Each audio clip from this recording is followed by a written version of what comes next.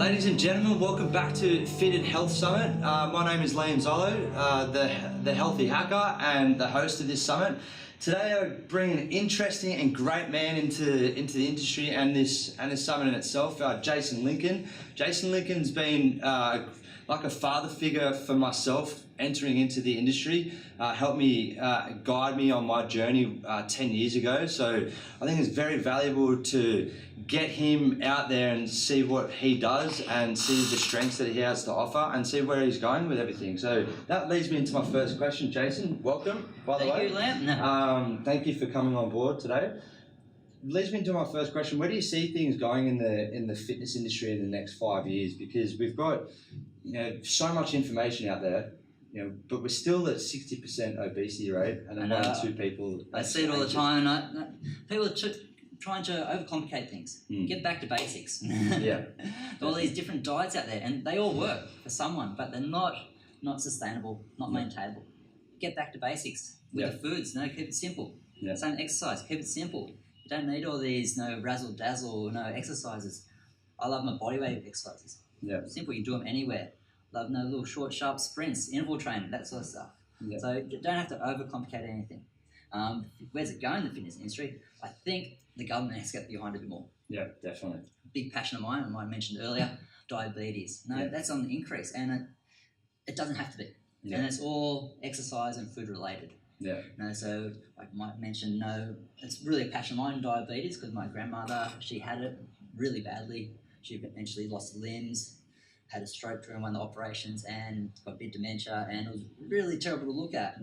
So from a personal point of view, so diabetes does not have to be a killer. Yeah. And it is, and it's huge. So many people out there getting it daily.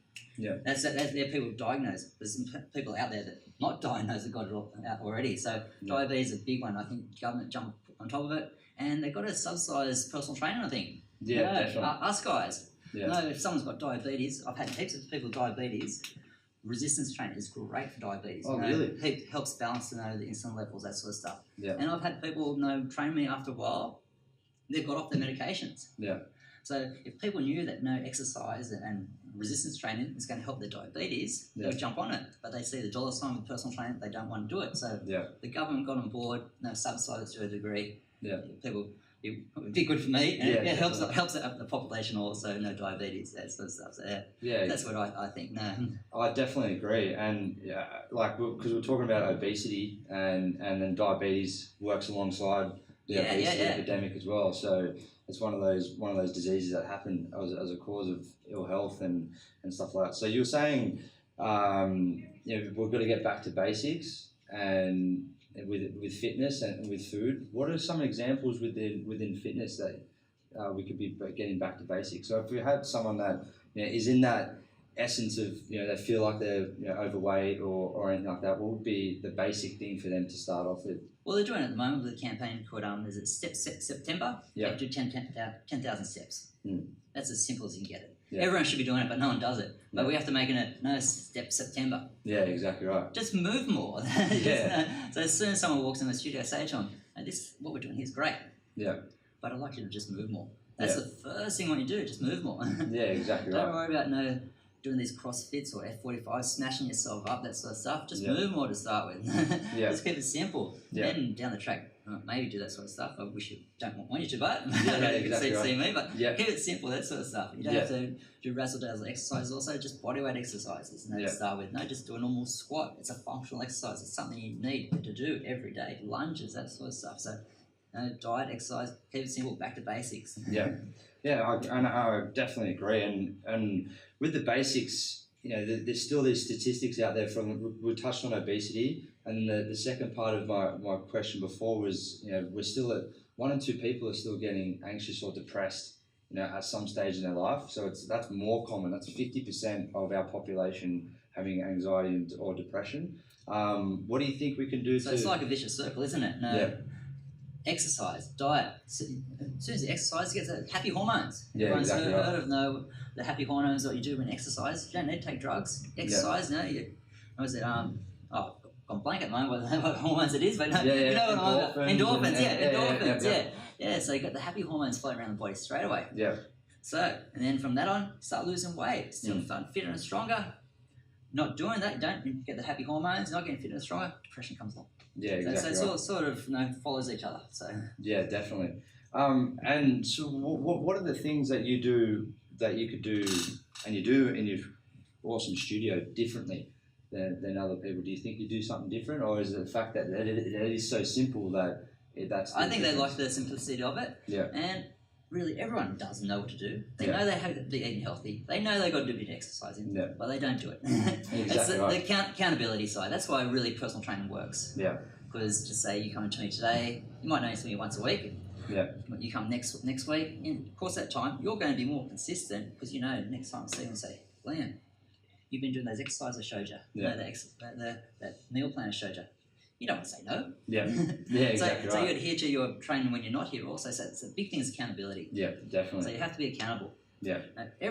It's not rocket science. Yeah.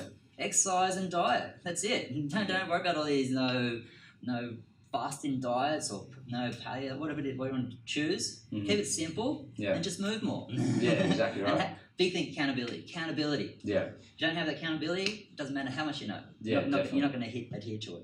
Yeah, 100%. And you're discussing that you're so passionate about everything you're doing, and you've been like this way since I've known you for 10 years. Yeah. And you've been in the industry for previous 10 years before that.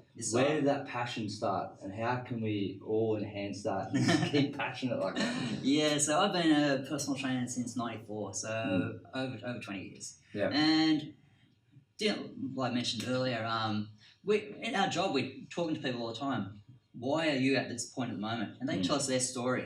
Yeah. And because I'm dealing with people all the time, and I've got a young family also, I reflect back to my youth. Yeah. And I put it down to just one moment that changed my life. And some people, they don't get it, that sort of stuff. They don't understand why I still keep competing and racing, that sort of stuff, why I train, that sort of stuff. But I put it down to one moment. And when I talk about it, I do get a bit emotional about it because what I do right now means the world to me. Yeah, definitely. And so when I was younger, I wouldn't say I hang with the bad crowd, but no, a lot of the friends I hanged with drank, smoked, took drugs. They might have went on to maybe a little bit of crime, that sort of stuff. Some might have even went to the big house. Yeah. And I'm not saying that I would have went that direction, but it was more likelihood if it wasn't for this one moment. So one day I was at a athletics carnival. I just won the regional championships. So that's pretty much like the best of the eastern suburbs. And the next step was the state championships. I just won it, and I just walked off at the track, and an old man approached me, and he goes to me, "You're pretty good. You've got potential. Yeah, you could be an Australian champion." And it was from that time onwards that pretty much changed my life. Yeah. After that, I didn't know anything about beach sprinting. He took me under his wing. He was a coach. A few months later, I became a surf lifesaver. I was on a plane. They flew me to the Australian Championships. Yeah. I was winning the heats, the semis, the final. I got to the finals. I got to the final of the Australian Championships. Yeah. I didn't win it, but I made the Australian champion. I was one of the best in the country. Our relay, a few minutes later, ran the relay. We won the Australian Championships. Wow. And that point then changed my life. Yeah. If I saw a purpose. Yeah. I had someone set goals for me, that sort of stuff. Yeah. No, I felt I could be someone. Yeah. I never made it to the top of the table. No, I trained like I could. Yeah, exactly. I thought maybe I could represent the country, that sort of stuff. But because I wasn't average, I wasn't the best. I sort of was floating in between there. Yeah. But because of that, I had some great coaches. Had great teammates. Some of my teammates did go on to represent Australia at Olympics, Commonwealth Games, World Championships. Some went on to first grade football and played a lot of high level sports, that sort of stuff. So I mixed with that field. Yeah. And because of that one moment, it set me up into personal training. Yeah. So personal trainers, which was just like never. No, I really loved training, and this just evolved. And so I become a personal trainer, and my passion is speed, agility, and quickness training. So, because that's why I'm where I am today. If it wasn't for that, I wouldn't be where I am today. So that's pretty much why I'm in the industry. Yeah. Yeah, because I think it's speed, agility, and quickness. It changed my life. Fitness, exercise, set goals, give me a purpose. Yeah. Yeah. And then what I like about what you said, and that's a commonality that when I speak to people that have been in the industry for so long, they always bring this out, that purpose word. You know, they're driven by that purpose. It's not external motivation or someone giving them a kick up the butt, because that's only short term. It's that's their reason why they have that essence of a purpose. How can we ingrain that into more people? Do you think it's more about finding their own way, or that too? Yeah. Have a mentor. It's one of the things that people walk into me and say, you got to surround yourself with people with similar interests. Yeah, that's what happened to me. It just happened. I didn't search for it. It just evolved. Yeah. This guy grabbed me, said, "No, you can be someone." Before I know it, I was hanging around, world champions, that sort of stuff. Top of the field in the country. Getting trained by the best coaches. And I stayed in that bubble for like 10 years non-stop, living and breathing it. Yeah. So it just grabbed me. I didn't really search for it, but if that didn't happen to me, I don't know where I'd be today. Yeah, exactly right. And I'm really passionate about everything I do too, because I've got a beautiful wife. Yeah. I have 2 beautiful little boys. Yeah. And if I wasn't in the industry, I wouldn't have met her. Yeah.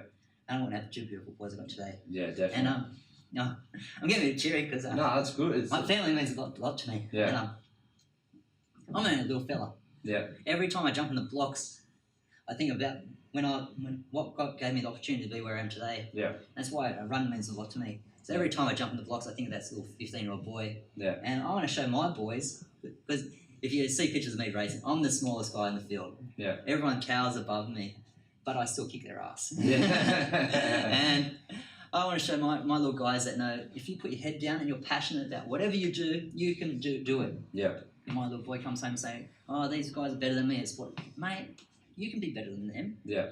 Look at Daddy. Yeah. Exactly. Didn't you watch me race the other day, kick those guys' ass? Yeah. I was a midget. These guys are towering above me. Yeah. Yeah. And they saw my dust. If I can do it, anyone can do it. Yeah. It's just being passionate. Yeah. And having a mentor helped out a lot. So surround yourself with people similar interests. Yeah. You can't do it by yourself. Yeah. You've got to have a great support team. Yeah, definitely. So when people walk into me, I say, I can help you. I don't only got you for a day, a week. Get your friends, family, that sort of stuff. Get training partners. Yeah. Try to get everyone involved. Surround yourself. You've got negative people. It's hard to tell them to piss off. But but minimise that time. Minimise that time with it and spend more time with these positive people. That's what you have to do. Yeah. So you find any person in business doesn't want what they're doing. They haven't done it by themselves. They're surrounding themselves by like-minded people. Or I like to actually train with or hang around people that are actually better than me. Yeah. Because then they'll bring out the best in me. If I hang with people that are low, I'm never going to progress. So I actually like surrounding myself with people that are actually better than me, or they're where I want to be. Yeah. They mentor me, So it increases your standard automatically. You see someone squatting 150 kilos and I'm thinking, I can only squat 50. You'll start to increase that weight straight away because you've seen someone else do it. Seeing is believing in some senses, and when you're around people, so I completely agree with that. So when it comes to strength side of things, or it comes to business, I never come to a point where I say I can't do something. I say, why not me? Yeah. Why can't I lift that weight? It might take me a bit longer. Yeah. I might not have the genetics, but eventually I'm going to make it lift that weight. It doesn't matter how long. Business-wise, I see people with very successful businesses, and I say, my wife goes to me, years ago, as you know, I worked at Fitness First. I was there for 10 years. I was really successful. And there's a lot of, I wouldn't say shit trainers, but there's a lot of trainers out there lower standard than me, and they're killing it. Yeah. My wife goes, why don't you just go back there? Yeah. It's too easy. Yeah, exactly. I like the challenge. I like being my own thing. Yeah. And I want to be better than that. Yeah. I see these other people with bigger successful businesses, and I look at them as not these people that are crap, and I don't be in their business. Yeah. I see that other successful business, like I talked about Dan earlier. Yeah. So I've got in touch with Dan. I want him to mentor me. Yeah, exactly. Because I know he's the best in business. Yeah. And he's going to help me out. That mentorship never stops, does it? No. Like even I've been in the industry for 10 years, and going back to I was doing some work with the Rabbitohs, and then just being around those guys. Some of those guys are younger than me, but they're seeing a lot more strength and conditioning gains, and it's good to be around that environment. It brings my. I'm always learning. I'm never at a point where I say I know everything. Yeah, I do courses all the time, and every time I walk into a course, even though it's a topic I may know, I walk in as a complete beginner. Yeah. I listen to everything they say, as if it's new again. And sometimes it's good. It might be something I know, but I haven't actually implemented it. I should use that or do that sort of stuff. And just different people have got different ways of explaining things. I like the way I know about that, but that's a better way to explain it than I've been doing that sort of thing. So I'm always learning. It's in that student mentality, isn't it? All the time. All the time. No? So I'm never. No, I think I'm a very humble person. I'm never say I'm the best. I'm okay what I do. Yeah. But there's always someone better than me, and I'm always willing to listen. That's a great voice to be heard, and that should be heard for the people that even just wanting to enter into the industry and have some form of goals, And that's what brings me into my next question. So how would I, if I'm coming into an environment where I'm just completely out of my comfort zone, what would be the first thing you work on, or what would be an essence of a goal that I'd be working on? That's a broad question. Yeah. I don't know how to answer that one. Where would I start? No. So what I mean is because I guess I'm having someone like my mum in mind. She's coming in an environment like this. It seems like it might be a bit of a scary place for her. So how would you break down that barrier of the fear that it's a gym environment scary and stuff like that? That's the difference with our gym than other gyms, because it's not a gym. Exactly right, yeah. But like what we're doing right now. Yeah. It's just like with my clients. You're not being surrounded by other gym goers, that sort of stuff. Not getting the sort of distractions. Yeah. No, when the hit's just me and him, not me and your client, like we are right now, talking casually, that sort of stuff. If you can do something, you can do it. No one's looking at you, no one's worrying about what you're wearing, that sort of stuff. Yeah. So a lot of things I think where people should start do their own education. Yeah. Okay. And also question the things out there. So everyone's on these different diets, and if you really look into them, they've all got flaws in it. Yeah, definitely. and all these different exercises out there also. Now, if you look at them, what everyone's doing, like don't bag CrossFit or all these sort of things, but if you look at them, they have their flaws also. So do some of your own education. See if it's right for you. If it's right for you. And see what your body needs as well. Like my body doesn't probably need as much weights, it probably doesn't need more yoga, So it depends on what you need a balance of all of it. Exactly right, definitely. And I see that you've got the Australian Institute of Agility on there, and I know that's one of your passions and before. Yeah. So do you think that everyone needs an essence of speed and agility into their program at some level? Like everyone, when they think of speed and agility, they just think of elite athletes. Everyone, it helps out everything you do.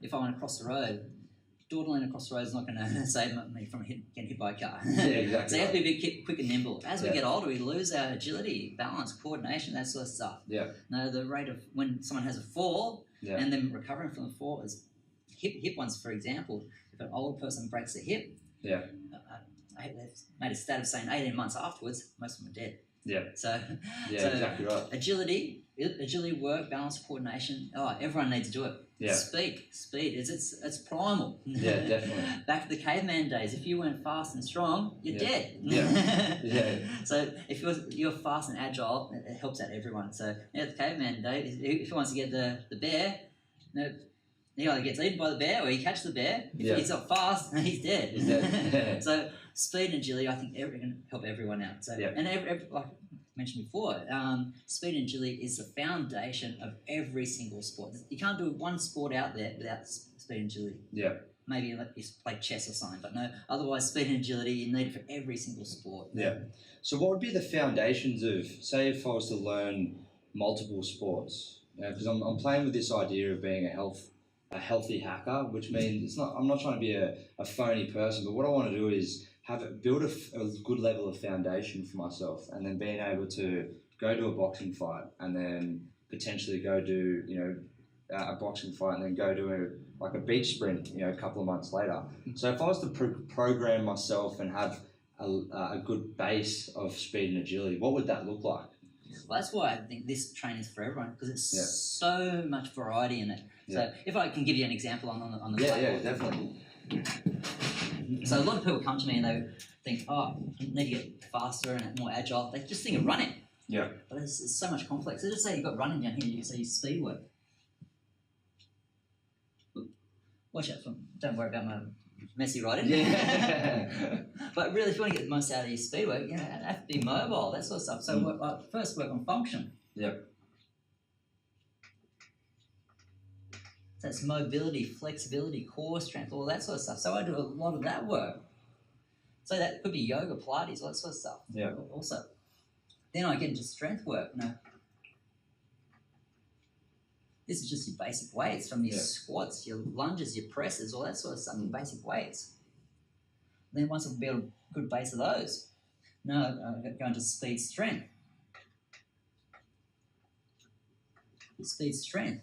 Now it's moving this mass quicker. Yeah. That's like a lot of your Olympic lifts, that sort of stuff. So you don't need Olympic bars. You can use sandbags, kettlebells, that sort of stuff. So now you're moving the weight quicker. Yeah. Then you've got your strength speed.